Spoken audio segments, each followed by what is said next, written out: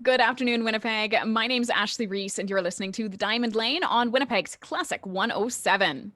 Artbeat Studio is a unique community-based, peer-directed program that provides social supports, working art studio and gallery space, and mentorship for individuals living with mental illness. It's for the purpose of recovery and empowerment, and today I'm thrilled to be speaking with Zephyra from Artbeat Studio Board of Directors and Quintin, Bart, producer for an upcoming event, Bach for Artbeat. We're going to hear a little bit more about Artbeat Studio's place in the community and the importance of this event. Thank you so much for joining me today. Before we get into the details about the online concert, Zephyra, can we start with just a little bit of background about Artbeat? What does the work that happens at Artbeat Studio look like? For sure. I just want to say thank you for having us on. Very excited to promote Artbeat and let everybody know about our big event coming up. But yeah, like as you said, it's we're a nonprofit charitable organization, and we focus on using the creative arts to empower and heal for people living with mental illness. So typically we have 2 residency programs. So 2 6-month programs, each one consisting about 10 to 15 students. And we have biannual exhibitions, so one that occurs in the winter and one in the summer. And yeah, it's just a great safe space for people to come together. It's in the heart of the Exchange District on Albert Street. And like you said, we provide free studio space, free mentoring, gallery space for emerging artists dealing with mental illness.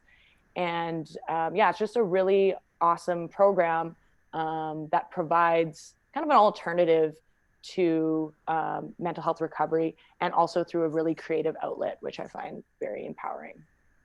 No kidding. So arts organizations all over the world have had a very strange year. What has the past year looked like for Artbeat? Well, yes, you're absolutely right. Suffice to say, it's been a challenge for sure. But the staff, we have a small but mighty staff at Artbeat, and they've been able to really adapt and pivot. A lot of our programming is now online. We have a lot of different kinds of workshops on Facebook and on our website as well. So we're really trying to be creative, which is our thing, obviously. So it kind of helps with the ways that we can continue, promoting the artists in the residency program. And they no longer have a physical space either to come together and connect, which has been a challenge. So, Zoom meetings frequently, checking in on each other is obviously of utmost importance. And yeah, bringing our program online. We also did recently a art auction via Instagram.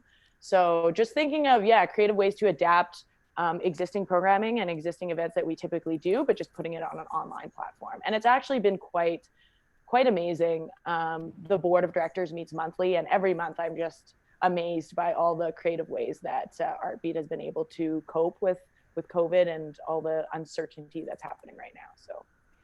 No, when we're talking about artists that Artbeat is involving in their community, are we mostly talking about visual artists? Great question. There are definitely visual artists. It's a wide range. That's why the biannual exhibitions are so exciting. There's music, there's textile designers, potters, painters, drawers, everything.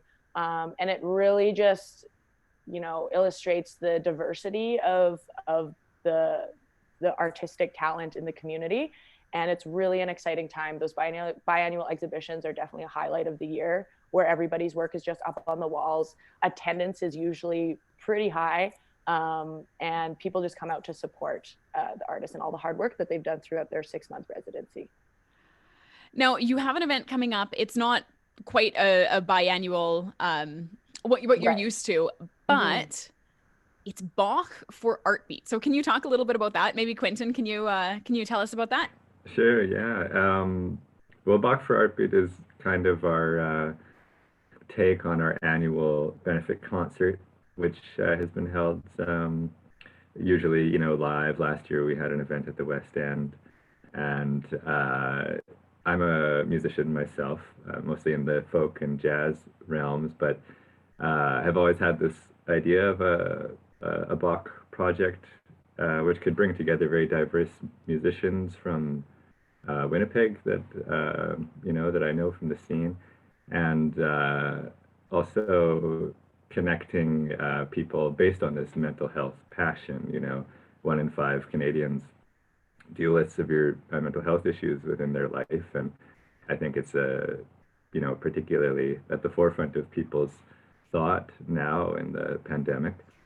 And so yeah, this is sort of our virtual benefit concert, which we were excited to have launch in December 18th. December 18th. Now, usually your benefit concert would have been in October?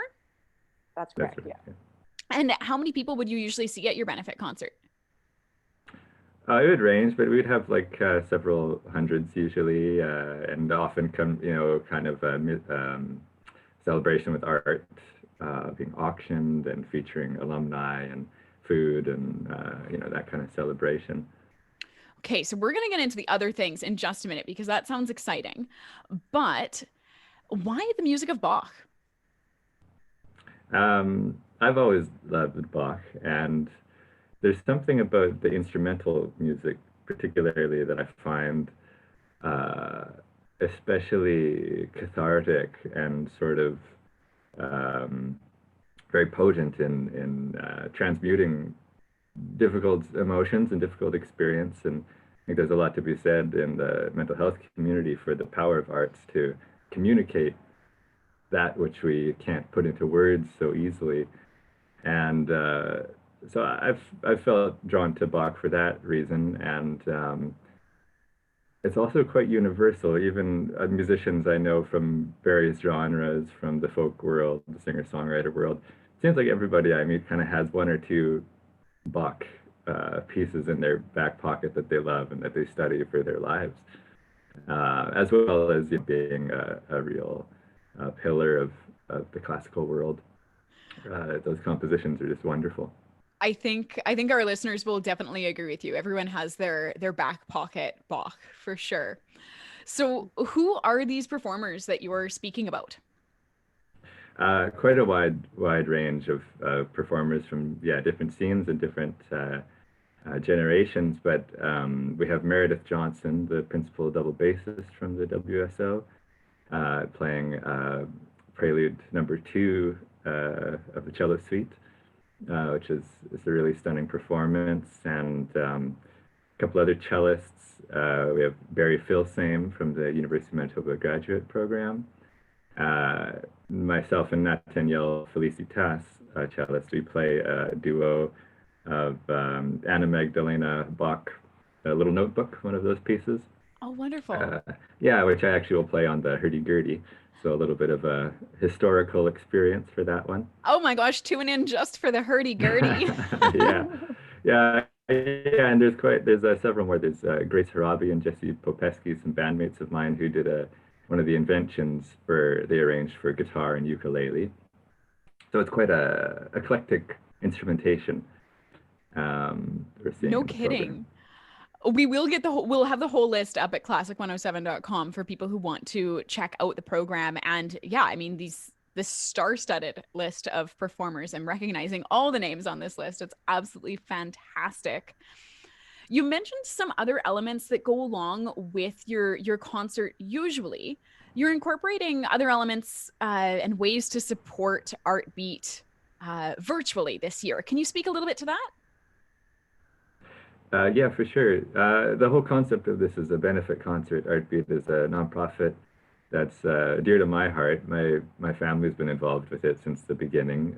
One of the founders is my brother Nigel Bart, who's been his direct experience, found the benefit of creative arts with mental health, and so the reality is Artbeat needs financial support, and so the hope is that this concert, which will be offered free of charge, that's a YouTube premiere, but with the invitation that sponsors and viewers may donate to help Artbeat continue on the very important and essential work that it offers to Winnipeg. Now, a YouTube premiere. That means that on December 18th, it is just available for the time that it's being shown. Yes, we're still discussing possibly extending it for the weekend, maybe. Give it a little bit of wiggle room to be shared around and spread, that kind of thing. We want it to have a bit of a lifespan. Absolutely. Now, the best thing to do to connect with Artbeat right now, leading up to the concert, I understand, would be following you all on social media. Is that correct? That would be amazing. Yeah. It's at Artbeat Studio on Instagram. And you can also check out artbeatstudio.ca. It's our website. All the information is there. To learn a little bit more and come out and support. Absolutely. Well, thank you so much for joining me today, Zephyra and Quintin. So excited to hear more about Artbeat as we continue our relationship, and also really excited for this concert and to hear some great music of Bach. It's also, don't get me wrong, I love holiday music, but it's really nice to have a concert that is not holiday music in December. Absolutely. Yeah. All right. Well, thank you very much for speaking with me today. We'll get all of the information about the concert and about Artbeat up at classic107.com for those of you who want to tune in online and get that information. Thanks, Awesome. Ashley. Thank you so much for having us.